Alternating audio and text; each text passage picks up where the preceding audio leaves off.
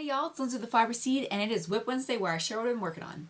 Skipped a week, but I got some stuff done, so let me share what I have. If you've been following along, I was at Interweave Yarn Fest last week, so I was in Colorado. We are now back in Ohio, and I am wearing a finished sweater. Did I totally finish it on the way out there? Yes, I did. Did I steam block it in my hotel room with the iron from the hotel room? I did. Did I wear it at the show? I did. Look at it. Anyway, it's the Panglassian by Morgan Woltersdorf. More Thunder on Instagram and all the other places, I think. I love it. I am done with this sweater that I started in 2020. So, one more whip down. Like 25 to go, but we're not counting that. Even though I just did. I used Sprout DK in Rosewater and Down the Rabbit Hole. I blocked it with steam. I'm going to wash it here soon. But at the beginning, if you've been following along with this for the past 2 years, I used a cable length too short when I was working on the color work here. And it was a little bunchy, but you know what? It blocked out-ish, and you know what? It'll all block out. I really don't care. I didn't want to go back and fix it because this is a learning process. I have become a process knitter. I do like to get projects cranked out, yes. But also there's that point where it's like, you know what?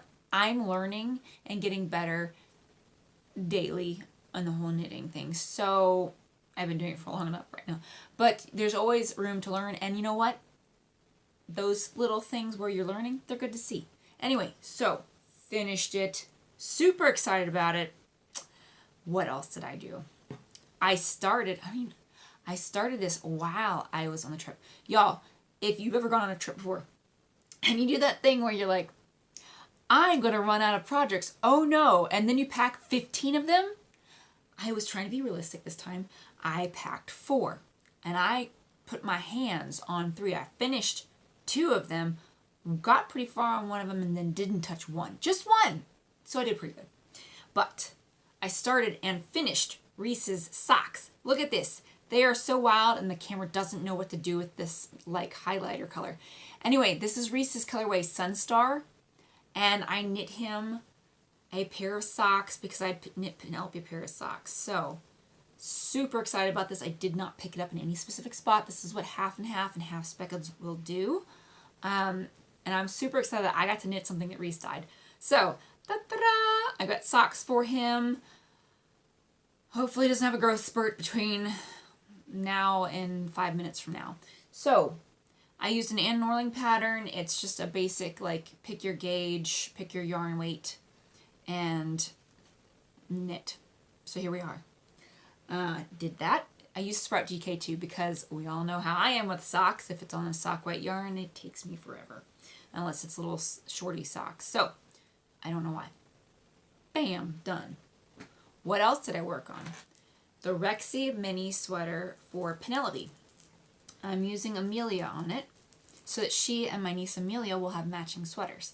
So, I am, let's see, this is super descriptive.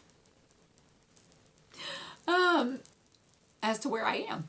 I've got all my stitch markers in there. I'm marking where my raglan increases are. And so I think with the last time I counted it, I had like maybe 3 more increases to go before I split for the sleeves. And then I will basically be working on the body of the sweater and then sleeves. And thank goodness, I mean, this is Sprout sock. So it's going to be a nice weight for layering for little kids. So I'm super excited about that. And thank goodness that she has shorter arms than me because that would take forever on the sleeves and she might end up with a 3/4 length sweater. And we're not going to do that to Penelope. So here is the progress on that. I think when I started the trip, I had just finished some of the shaping. And so I got that far yesterday in a couple of hours that we had left in the trip. Not a couple, maybe 4. Anyway, that's where I got on that. Got a bunch of Ann Tudor stitch markers hanging out on here. Penelope picked a little sheep and a piggy and a hippo. Anyway, so that is that. And then Friday, Reese's first rainbow soup of the year is coming out. and he's gone with calling it Sea Monster's Tail. I haven't swatched it up for him because we all know how Reece feels about swatching. He learned how to cast on. He's like, so how do I make it go down? And I'm like, you have to do this. He's like, can't I just make the cast on? And I'm like, that's not how it works. And he goes, okay, then, and put it away. So I make the swatches, and I'm a little behind. But this is what Sea Monster's Tail looks like. So he picked every possible shade of blue aqua teal that you could go with and went with them. Some of them love the camera. Some of them, like, just the vibrancy, you're not even seeing how amazing this is. So it's got cobalt and cerulean, which is an aqua feel to it. It's got bokeh, like a teal. It's got a teal. So aqua teal, and then clear water, which is like an aqua green, which is not even showing up in the vibrancy, but look. So this is what it looks like. Hold on. As a hank. Let's make it more even. There we go. So that's what it looks like. How will it end up? I've got an idea, but I will definitely be posting it on my feed. There we go. That. I'll be posting on my feed so that we can all see how it's going to knit up and crochet up, because I have an inkling that it's going to be fun looking. So that is Reese's Sea Monster's Tail Rainbow Soup colorway of the year, first of the year. So that's coming out on Friday, this Friday at 7 p.m. Eastern Daylight Time. So that is that. I'm making a separate video of my finds at Interweave Yarn Fest, because you can't go to a yarn fest and not get things. So if you want to see that, there'll be another video coming out very shortly of all the things that I found. So super excited about that. Until next time, happy crafting.